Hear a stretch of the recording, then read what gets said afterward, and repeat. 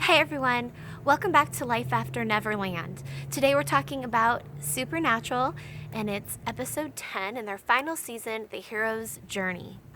This was one of their cheesy episodes, the one that's just a big goofball, hot, crazy mess, usually all the time. I've never, ever been the greatest fan of these random episodes, just because I really, truly feel like Supernatural in general, the way it was meant to be and created, I feel like it has such great potential and such great content, and I just feel like they could delve in deeper and really get serious in the show. So you went from some darkness and then you go into cheesy, and it just kind of, I don't know why, it just loses me every single time. So here we are, we have a fight club type of situation that's happening with these monsters. And at first it was really intense and I kind of liked it, and then all of a sudden here we go, you've got the cheesy music that's kind of like this poetic stuff happening while blood and gore is going on, and I never like that. I just don't. Then we find out that Sam is clumsy as all get out, and then Dean has an array of cavities in his mouth, and everything else under the sun bad is happening to them. They definitely have a stroke of bad luck going on. Now you might think they're cursed, but no, God has taken away everything that is Sam and Dean, so he's making them feel helpless, and he's making them feel as if they are no longer really truly Sam and Dean. They are normal. I can get on board with God manipulating them and doing that, but them not being normal. It's, to me, they aren't superheroes though. I mean, essentially they kind of are, but they're not. They're not the Flash, they haven't been enhanced by some random act. I guess they could be similar to Batman, but it's just, I feel like it was really lackluster. Hey guys, say hi to Enzo. Enzo, say hi to Life After Neverlanders. I don't know what to call you guys. Our wonderful, loyal subscribers, right? Enzo's playing outside, so we're enjoying this beautiful day here in Florida. It's so nice. It's not humid and it's not like freezing cold. It's just great. It's perfect. But I digress just a little bit. Here we go. So Sam and Dean end up going over to Garth and his family. He's got these cute little twins and this beautiful little girl. And, Sam and Dean are getting help from Garth. Basically, Garth's wife serves Sam some interesting concoction. Sam was rolling over on the ground all hot and, misty and such. But I thought it was a little weird. I mean, I know she probably knew what the concoction was going to do, but she didn't offer him any water or anything. So he's rolling around on the floor with the little kids. Ah! There's a bug. With the little kids crying. I don't know. It was just a little odd. And then it got even weirder when Garth was doing dental work on Dean. I understand the whole concept made sense because, the werewolves can't go to a regular doctor, right? They can't go to a regular dentist. So it all kind of made sense. But I thought it was odd that Dean would just allow him to do dental work on his mouth. I mean, he clearly looked like he was a bit fearful of the dental chair. So I thought that was very odd. But then he was tap dancing after he had gotten the laughing gas, in his sort of dream or sleepy state. He was tap dancing. I felt that was out of left field. And I feel like a lot of this season is highlighting other qualities that Jensen has. Jensen. For Dean Winchester, for the character Dean Winchester to want to enjoy dancing, I love dance. Dance is my thing. I just don't think that fits Dean's personality and his character, because they show Dean, he's kind of that guy that he doesn't want to lose his man card. That's the kind of guy that Dean strikes me as. And so, even when you see him hugging Garth, he's kind of weirded out by it, but yet he wants to be a dancer.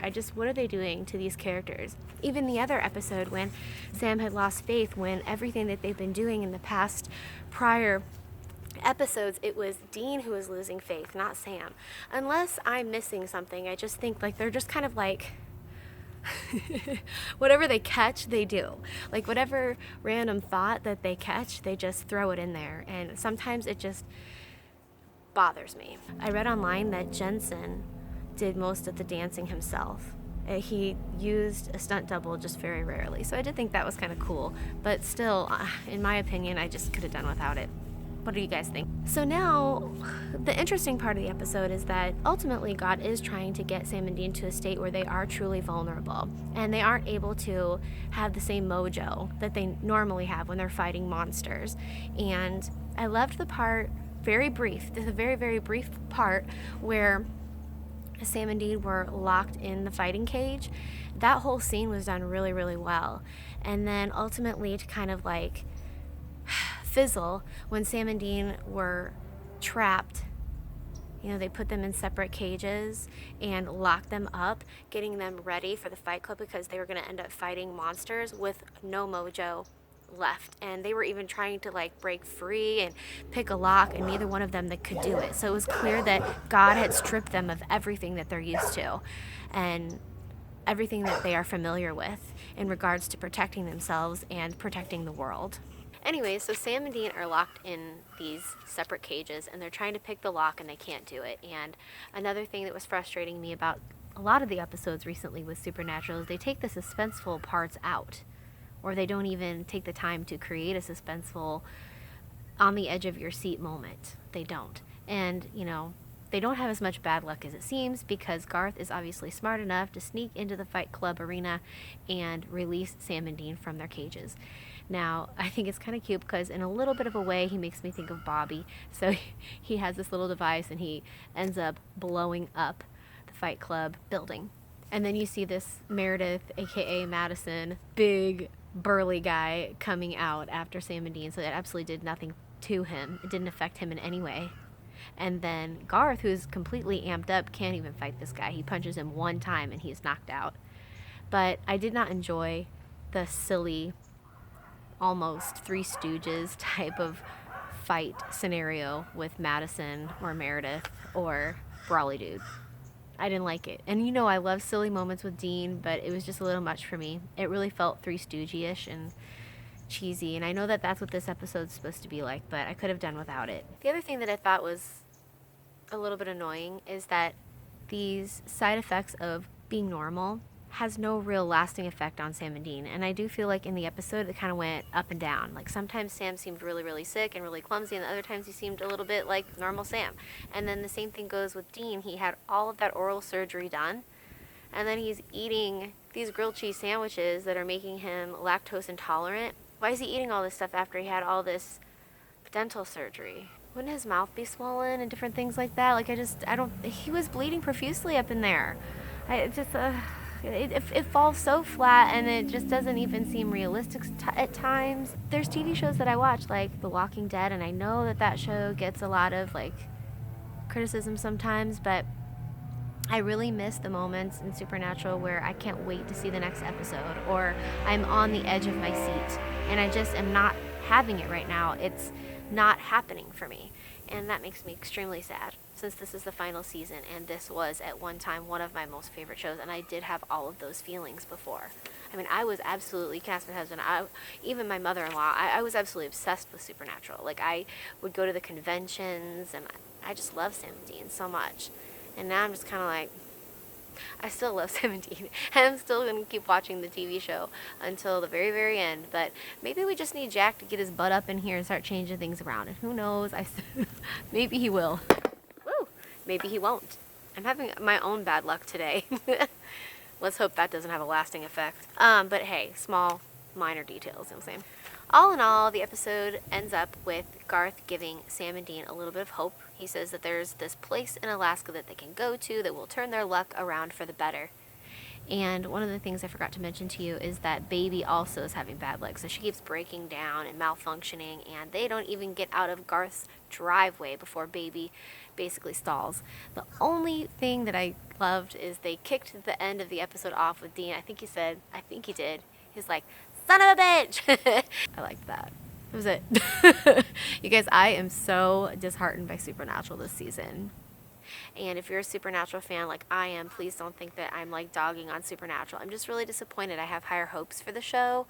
It's been around for so long, and it's upsetting to me that, like I said before, Eileen is gone. They had all these sad moments happen, and I think that is the reason why they have all these challenges and they have these sad things happen, and then they put these cheesy episodes in there, and it just kind of feels like a distraction from the point of the show and the things that are happening. I really like the actual heart of the show, and I like seeing the episodes that really delve into the heart of Sam and Dean and Castiel and all of that stuff. I feel like when God came into the picture and how they are portraying God and how they have decided to go forward with the God character is just not something I'm into.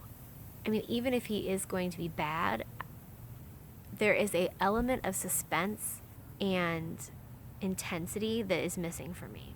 Because you think of really bad characters, okay, like if you're a Walking Dead fan, Negan, even the Whisperers, you hate to see what they do to the characters that you love so much. And there's such great character development in The Walking Dead. There is a lot of great character development going on there, and I mean, it tears you up. It like breaks your heart, and it takes your heart out and like throws it on the ground and rips it to shreds. With Supernatural, it's just a song and dance. It's a song and dance, and this episode was a song and dance for me, and that's all I have to say. And if you guys liked it, I would love to hear, your reasonings why, and I'd like to talk to you about it. I really, truly would. So if there's anyone out there that wants to talk to me about Supernatural, come on, let's talk. But please don't be rude.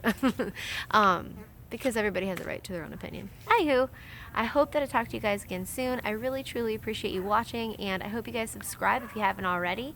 If you are a Supernatural fan and you have your own channel and you do reviews, let me know. I'd love to watch your reviews and have a conversation with you. I'll subscribe to your channel too.